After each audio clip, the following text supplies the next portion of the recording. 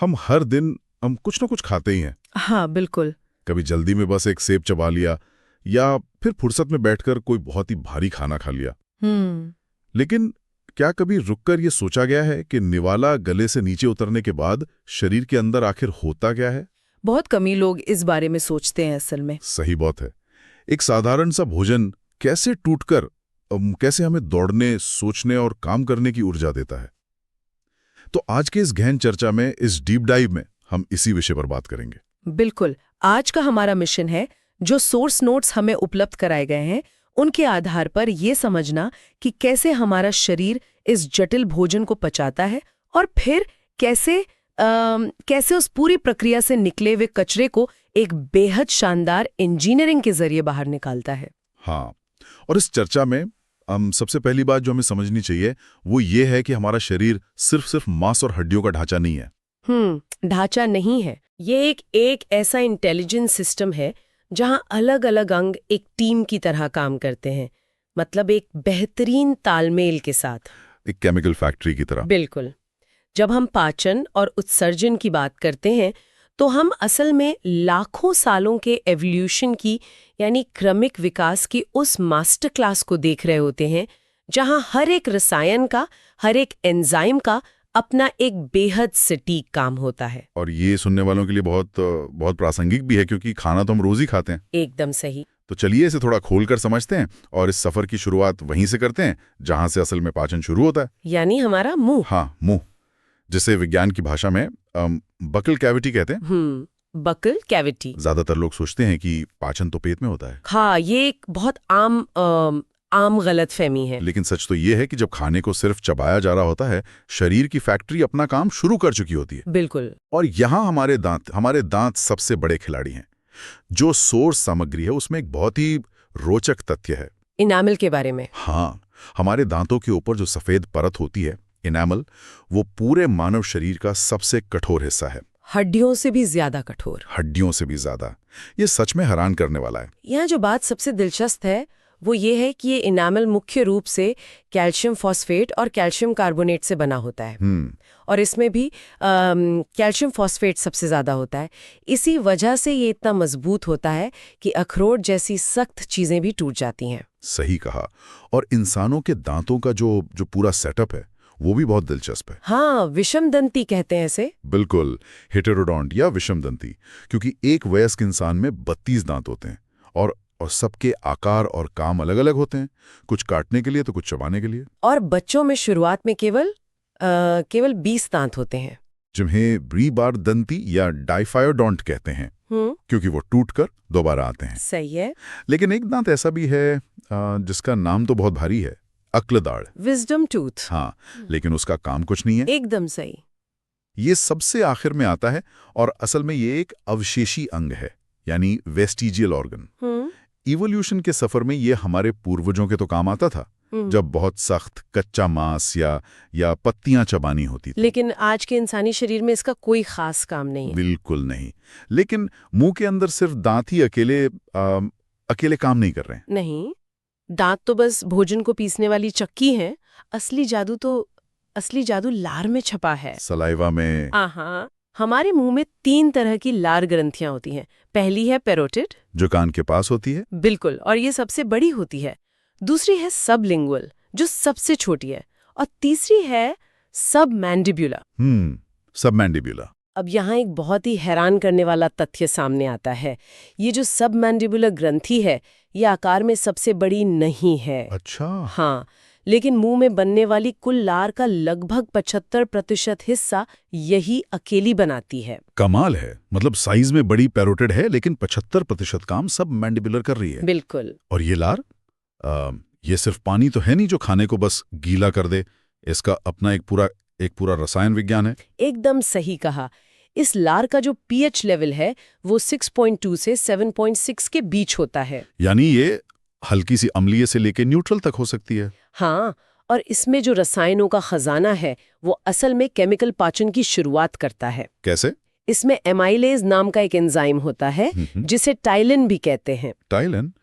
जब रोटी या चावल खाया जाता है जिनमें बहुत सारा जटिल कार्बोहाइड्रेट यानी स्टार्च होता है, तो ये एमाइलेज उस स्टार्च को वहीं मुंह में ही तोड़कर माल्टोज में बदल देता है। मतलब जब तक खाना गले से नीचे उतरा भी नहीं है, बिल्कुल, उसका पचना शुरू हो चुका है। बिल्कुल शुरू हो चुका है। और शायद इसीलिए जब रोटी को बहुत देर तक चबाया जाता है तो वो हल्की मीठी लगने लगती है। एकदम सही पकड़े हैं, वो मिठास उसी माल्टोज की होती है। क्या बात है। और इस लार में एक और बहुत ही बेहतरीन चीज होती है, लाइसोजाइम। लाइसोजाइम, ये क्या करता है? ये शरीर का पहला सिक्योरिटी गार्ड है। भोजन के साथ जो भी खतरनाक बैक्टीरिया मुंह में चले जाते हैं, ये लाइसोजाइम उन्हें वहीं मार गिराता है। तो मतलब मुंह में खाना पिस गया, स्टार्च टूट गया और बैक्टीरिया भी मारे गए। हाँ, पहला चरण पूरा। अब ये खाना गले से नीचे एक 25 सेंटीमीटर लंबी नली में जाता है जिसे ग्रास नली या ईसोफेगस कहते हैं। यहाँ मेरे दिमाग में एक बड़ा ही मजेदार सवाल आता है और मुझे यकीन है सुनने वालों ने भी कभी ना कभी ये सोचा होगा। क्या सवाल है? अगर कोई इंसान बिस्तर पर उल्टा लेट करे या चलिए सिर के बल खड़े होकर एक सेब खाए, तो क्या खाना पेट में जाएगा या गुरुत्वाकर्षण की वजह से मुंह में वापस आ जाएगा? ये एक बहुत ही शानदार उदाहरण है समझने के लिए। खाना बिल्कुल पेट में ही जाएगा, मुंह में वापस नहीं आएगा। नहीं, क्योंकि हमारी ये नली कोई साधारण प्लास्टिक का पाइप नहीं है जिसमें चीजें सिर्फ गिरती हैं। तो फिर ये कैसे काम करती है? इस नली की दीवारों में मांसपेशियों की एक लहर जैसी गति होती है। एक तरफ से मांसपेशियां सिकुड़ती हैं और दूसरी तरफ से फैलती हैं, जो खाने को एक दिशा में यानी पेट की तरफ धकेलती हैं। अच्छा, इसे ही पेरिस्टाल्सिस मूवमेंट कहते हैं ना? हाँ, क्रमाकुंचन गति या पेरिस्टाल्सिस।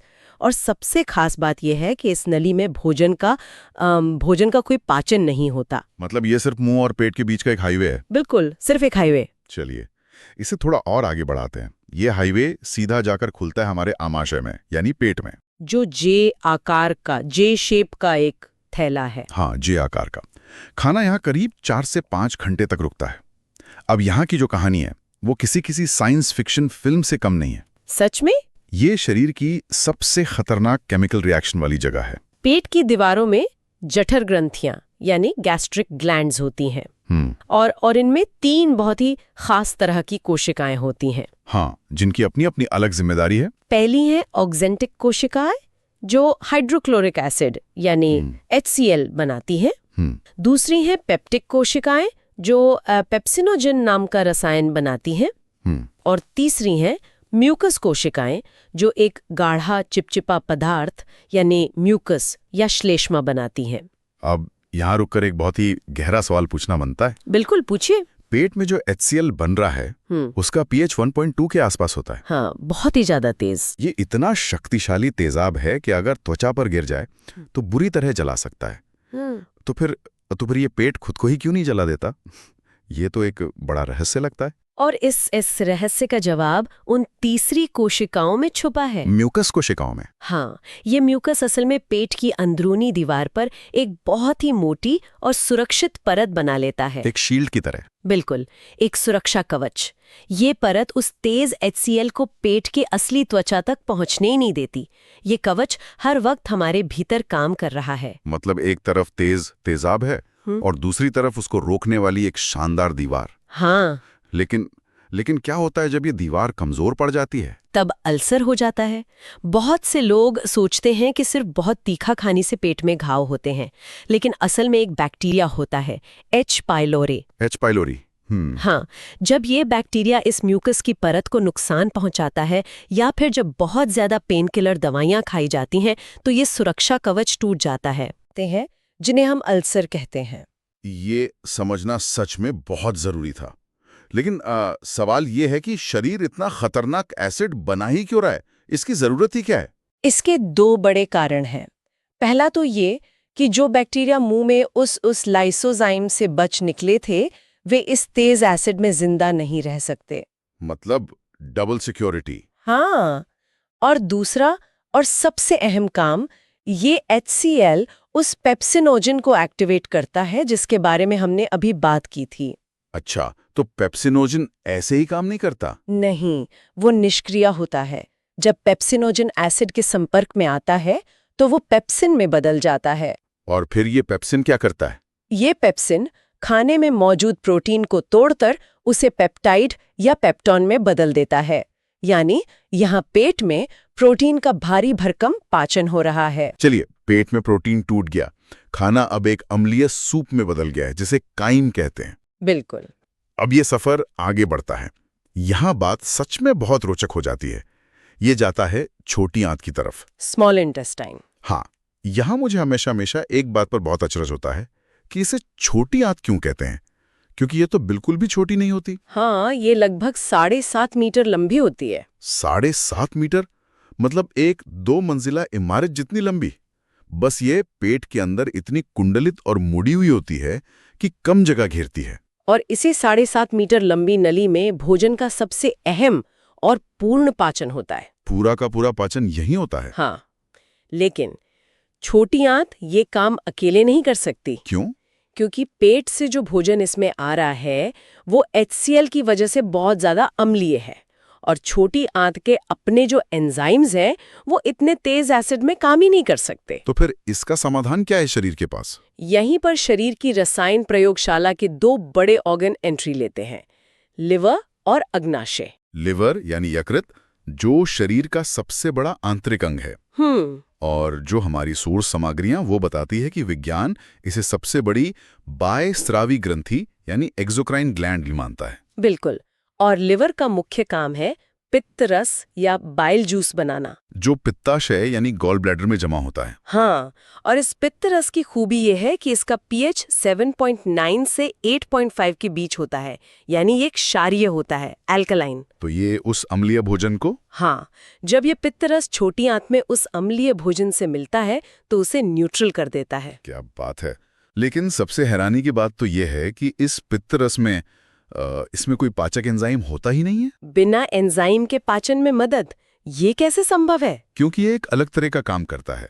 खाने में जो फैट या वसा होती है उसकी गोलियां बहुत बड़ी बड़ी होती हैं। पर एंजाइम सीधे काम नहीं कर पाते। तो पित्त रस में ऐसे लवण होते हैं जो उस वसा की बड़ी गोलियों को तोड़कर बहुत बारीक और छोटी गोलियों में बदल देते हैं। जैसे गंदे और चिकने बर्तनों पर डिश सोप काम करता है, वो तेल को छोटे छोटे कणों में तोड़ देता है। बिल्कुल, बेहतरीन उदाहरण। इस प्रक्रिया को पाइसीकरण या इमल्सिफिकेशन कहते हैं। इमल्सिफिकेशन, ठीक है। और हाँ, इस पित्त रस का जो पीला हरा रंग होता है वो बिलिरुबिन और बिलिवर्डिन नाम के पिगमेंट्स या वर्णकों के कारण होता है। ये तो हुआ लिवर का काम।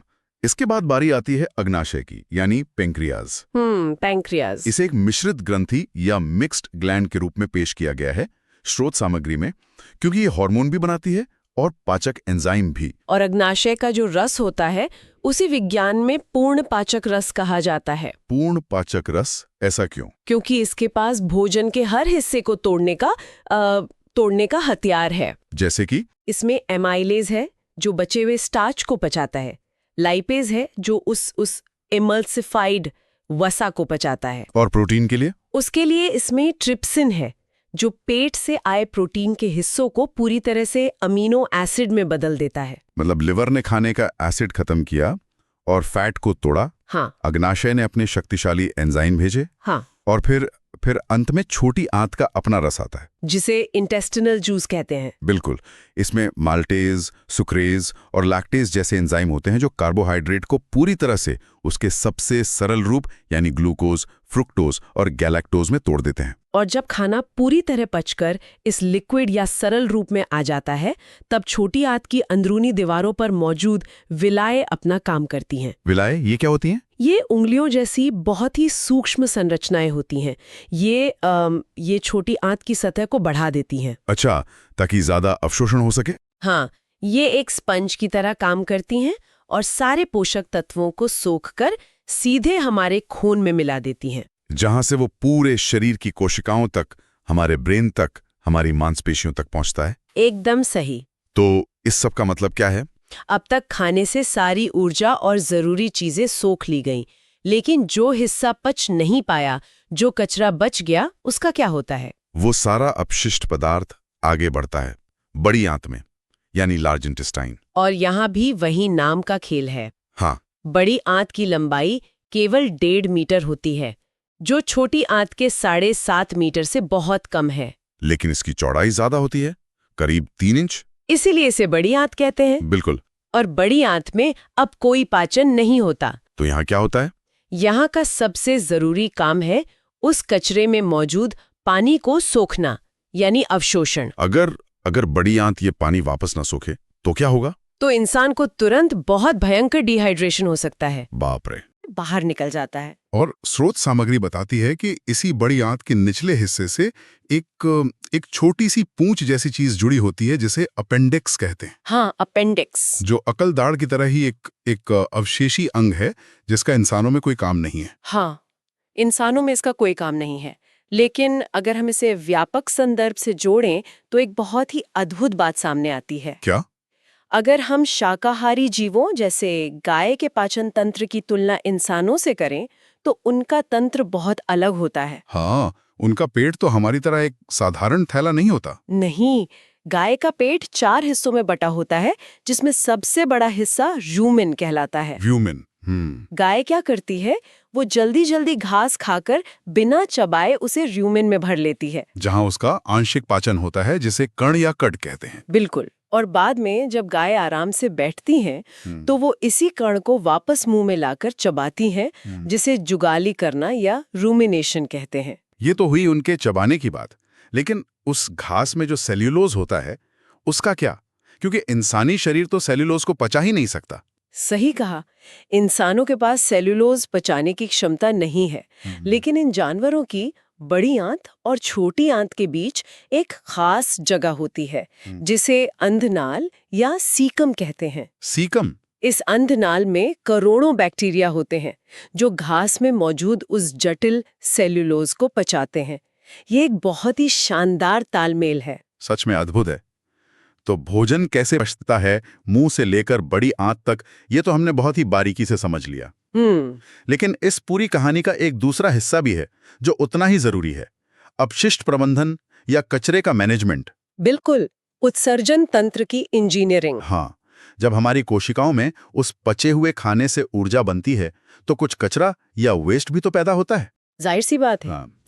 कार्बोहाइड्रेट और वसा जब टूटते हैं तो कार्बन डाइऑक्साइड और पानी बनता है, जिन्हें तो हमारे फेफड़े और त्वचा आसानी से बाहर निकाल देते हैं, सांस और पसीने के जरिए। लेकिन जब प्रोटीन का इस्तेमाल होता है तो बहुत ही खतरनाक नाइट्रोजन युक्त अपशिष्ट बनता है। हाँ, और ये शरीर के लिए बहुत हानिकारक है।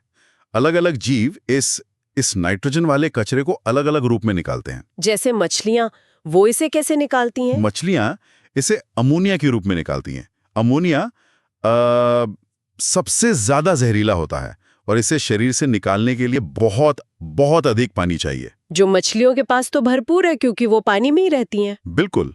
लेकिन पक्षी, सरीसृप यानी रेप्टाइल्स और कीट, वो इतना पानी बर्बाद नहीं कर सकते। तो वो क्या करते हैं? वो इसे यूरिक एसिड के रूप में निकालते हैं, जो एक गाढ़े पेस्ट के रूप में होता है, जिससे उनका पानी बच जाता है। और हम स्तनधारी जीव जैसे इंसान, कुत्ते या गाय? बिल्कुल राजमा के आकार की।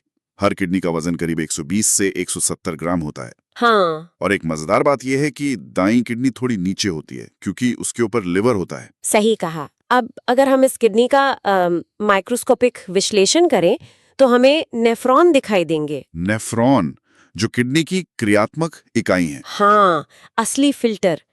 नेफ्रॉन में एक कप जैसी संरचना होती है जिसे बोमन संपुट या बोमन्स कैप्सूल कहते हैं। और इसी कप के अंदर रक्त की नलिकाओं का एक गुच्छा होता है जिसे ग्लोमेरुलस कहते हैं, जहां अल्ट्राफिल्ट्रेशन होता है। राइट, बिल्कुल सही। दबाव इतना तेज होता है कि खून छन जाता है। अब यहाँ स्रोत सामग्री में एक ऐसा तथ्य है जो किसी का भी दिमाग घुमा दे। 180 लीटर वाला। हाँ, हमारी दोनों किडनियों के सारे नेफ्रॉन मिलकर एक दिन में लगभग 180 लीटर प्रारंभिक निःशंद यानी इनिशियल फिल्ट्रेट बनाते हैं। 180 लीटर्स? ये तो असंभव सा लगता है क्योंकि इंसान एक दिन में इतना मूत्र तो नहीं करता, मुश्किल से 1 या 1.5 लीटर। तो बाकी का 178 लीटर कहाँ गया? ये नेफ्रॉन की इंजीनियरिंग का सबसे खूबसूरत हिस्सा है। 180 लीटर मूत्र इसलिए नहीं बनता क्योंकि एक प्रक्रिया होती है पुनः अवशोषण या रीअब्जॉर्प्शन, मतलब वापस सोख लेना। हाँ, जब ये तरल आगे बढ़ता है तो शरीर पानी, ग्लूकोज और एमिनो एसिड जैसी जरूरी चीजों को वापस सोख लेता है। सिर्फ यूरिया और थोड़ा सा पानी ही बाहर जाता है। क्या गजब का डिजाइन है। चलिए अब इस पूरी जानकारी के आधार पर स्रोत सामग्री से एक बहुत ही दिलचस्प पहेली उठाते हैं। पूछिए। शरीर की किस रक्तनालिका यानी ब्लड वेसल में यूरिया सबसे ज्यादा होता है और किस में सबसे कम? ये सोचने पर मजबूर करता है। इसे बहुत ही तार्किक ढंग से समझा जा सकता है। कैसे? देखिए, यूरिया असल में किडनी में नहीं बनता।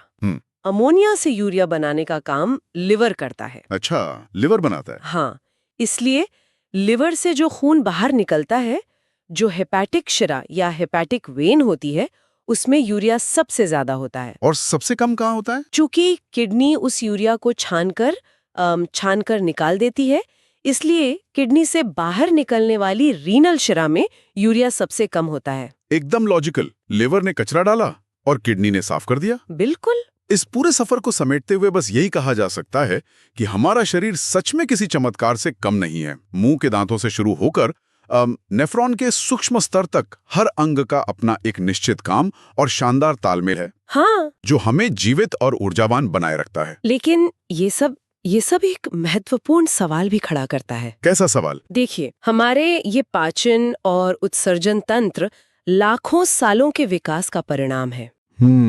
ये प्राकृतिक भोजन, जटिल फाइबर और प्राकृतिक शर्करा को संभालने के लिए बने हैं।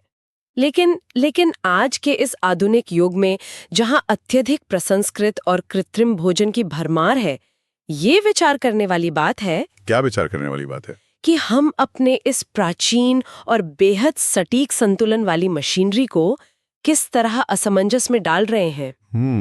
क्या हमारी ये नई आधुनिक डाइट हमारे लाखों साल पुराने विकासवादी जीव विज्ञान को यानी एवोल्यूशनरी बायोलॉजी को चुनौती दे रही है? ये सोचने वाली बात है। सच में ये एक ऐसा विचार है जिसे लेकर हम सबको गहराई से सोचना चाहिए।